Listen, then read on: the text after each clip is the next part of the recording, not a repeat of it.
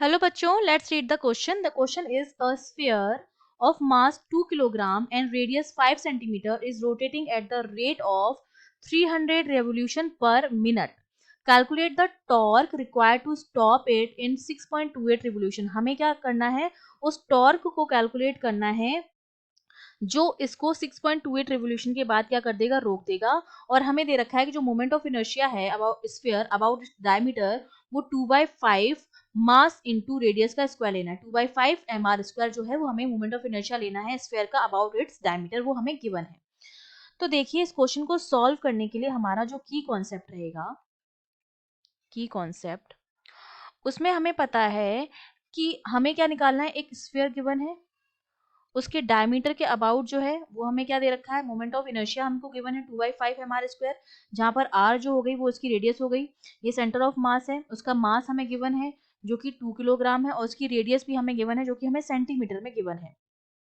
ठीक है, और हम जानते हैं कि अगर ये किसी एंगुलर वेलोसिटी ओमेगा से रोटेट कर रहा है तो ओमेगा जो होता है वो होता है 2πn के बराबर, जहां पर n जो होता है number of revolution per second, और यहाँ पर हमें कितने दे रखे, number of revolution per minute दे रखे हैं। तो हम इसको हम कन्वर्ट करेंगे तो ओमेगा जो मेरे पास आ जाएगा, सबसे पहले हम यहाँ से ओमेगा की वैल्यू निकालेंगे। तो ओमेगा मेरा हो जाएगा 2π इंटू 300 रिवोल्यूशन पर मिनट है, इनको पर सेकेंड में कन्वर्ट करना है तो 60 से डिवाइड कर देंगे तो ओमेगा हमारे पास आ गया 10π के बराबर। और हमको कैलकुलेट करना है वो टॉर्क जो 6.28 रेवोल्यूशन के बाद उसको रोक देगा।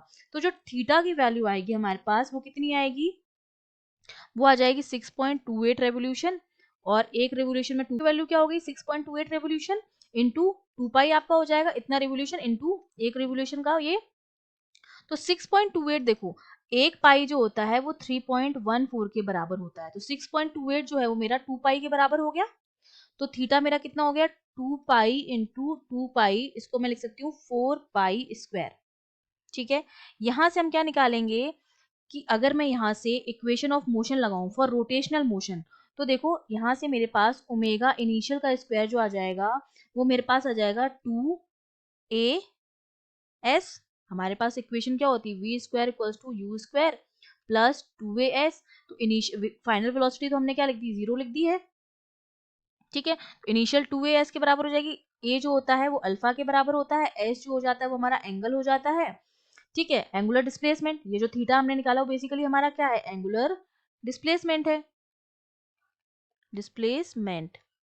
ठीक है, और अल्फा जो है वो एंगुलर एक्सेलरेशन है, एंगुलर एक्सेलरेशन। और v मेरा किससे चेंज हो जाएगा, ओमेगा से चेंज हो जाएगा, जो हमारी क्या हो जाएगी, एंगुलर वेलोसिटी हो जाएगी। ठीक है, तो यहाँ से मेरे पास ओमेगा आई स्क्वायर जो हो जाएगा वो 2 अल्फा थीटा के बराबर आ जाएगा। तो यहाँ से अगर अल्फा की वैल्यू निकालूं तो अल्फा मेरा कितना हो जाएगा, 100 पाई स्क्वायर, क्योंकि ये 10 ओमेगा की वैल्यू लिख दी, इसका स्क्वायर हम करेंगे तो 100 पाई स्क्वायर हो जाएगा, अपॉन डिवाइड बाय, इसको किससे डिवाइड करना पड़ेगा, 2 थीटा से।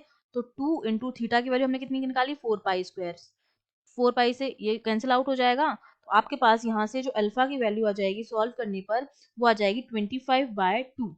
जो अल्फा मेरे पास आ गया वो कितना आ गया, यहाँ पे लिख देती हूँ मैं, ये अल्फा की वैल्यू हमारे पास आ गई 25/2 रेडियन पर सेकेंड।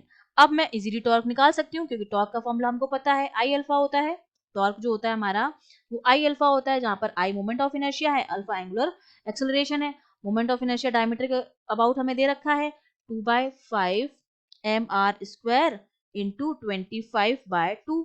यहाँ पर वैल्यू रखेंगे 2/5 इंटू मास कितना गिवन है 2 किलोग्राम इंटू रेडियस हमको 5 सेंटीमीटर गिवन है, तो ये हमारे पास क्या हो जाएगा, इसको सेंटीमीटर को मीटर में कन्वर्ट करेंगे तो हो जाएगा 1/20 इंटू 1/20, मीटर में कन्वर्ट कर दिया इसको। ठीक है, 100 से डिवाइड करेंगे, 5/100 वो 1/20 होता है, और इसका स्क्वायर है रेडियस का, 1/20 इंटू 1/20 इंटू 25/2। ठीक है, ये सारी वैल्यूज हमने पुट कर दी हैं। सारी वैल्यूज पुट करके जब हम इसको सॉल्व करेंगे तो जो वैल्यू हमें मिलती है टॉर्क की वो आती है 1/40 न्यूटन मीटर। ये हमारे पास क्या आ गया है, टॉर्क आ गया है। I hope you understood well, all the best.